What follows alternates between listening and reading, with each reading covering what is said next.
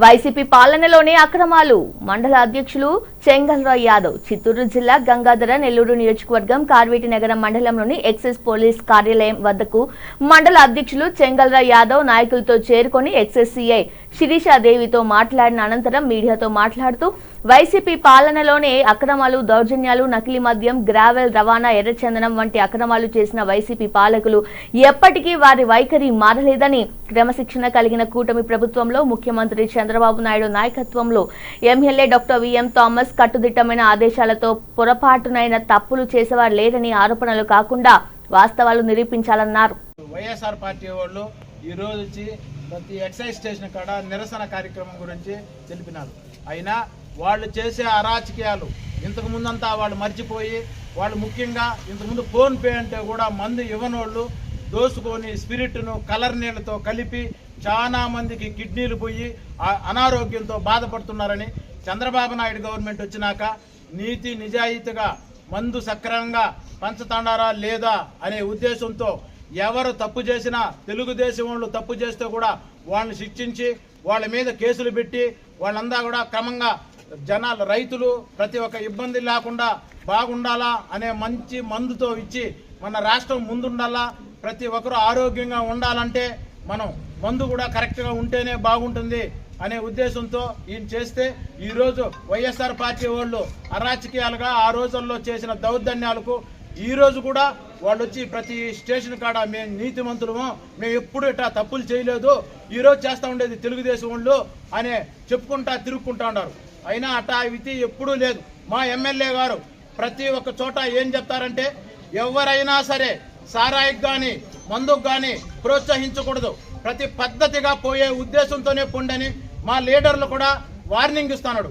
అట్టాడు వదిలేసి మీరు మీ లీడర్లని సారాయి అమ్ముకోమని మందు అమ్ముకోమని బాగా గ్రావుళ్ళు ఇసుకలు మొత్తం దోసుకోమని ఎర్రచంద్రం తీసుకోమని ఇవంతా చేసి వాళ్ళు ప్రోత్సహించి వాళ్ళకి ఈరోజు నువ్వు 300-400 రూపాయలు లెక్క ఇచ్చి నువ్వు ఈరోజు ఇక్కడ చేస్తున్నావంటే నువ్వు ఎంత అరాచకం చేయవు, ఎంత మోసగాళ్ళు మీకు ఇప్పుడే తెలుస్తుంది. నారాయణ స్వామి గారు మీరు మీ కూతురు మొత్తం ఫ్రాడ్, మీ కూడా వచ్చిన వాళ్ళంతా మొత్తం స్కామ్ చేసేవాళ్ళు.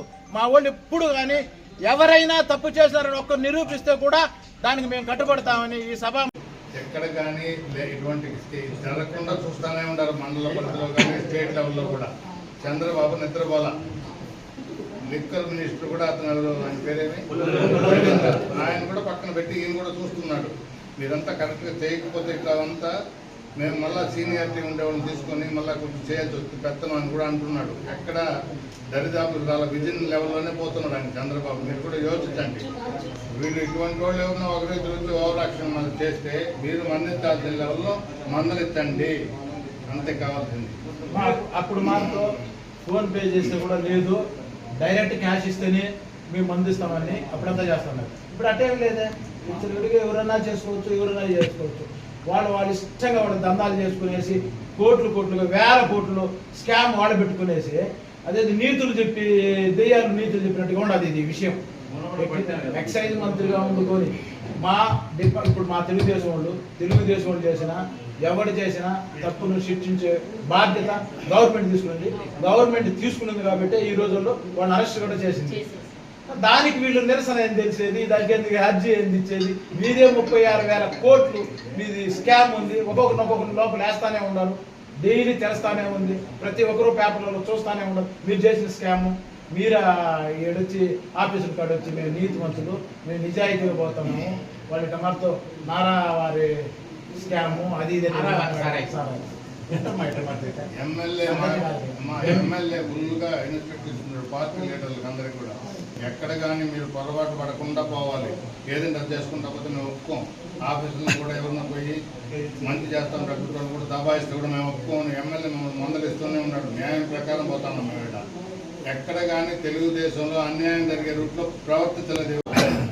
మా ఎమ్మెల్యే చెప్పేసి స్ట్రిక్ట్గా మీరు పోకూడదు, సారాయి చేస్తుంటే మనకి మీరే శిక్షించండి, మీరు దానికంతా రకం చేయవద్దని చెప్పి మేము ఎప్పుడు మిమ్మల్ని చూసాం సార్. మీరు సారాయి చేసి మేము వచ్చారు, ఎవరైనా మాకు ఫోన్ చేస్తుందా ఇంటి మీద మాకు ఫోన్ చేయవద్దు, మేము రాము నువ్వు సావని చెప్పేస్తాం అంతే కూడా.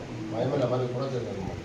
నిన్ననే కొత్త యాప్ కూడా రెడీ చేసినట్టు చెప్పిన క్యూఆర్ కోడ్ అని చెప్పి చేస్తే ఆ బ్రాండ్ యా షాప్లో ఉంటుంది, దాని బ్యాచ్ నెంబర్ ఏమి, ఎంఆర్పీ రేట్ ఏమి, ఎక్కడ తయారవుతుంది, యా లొకేషన్లో అమ్ముతుంది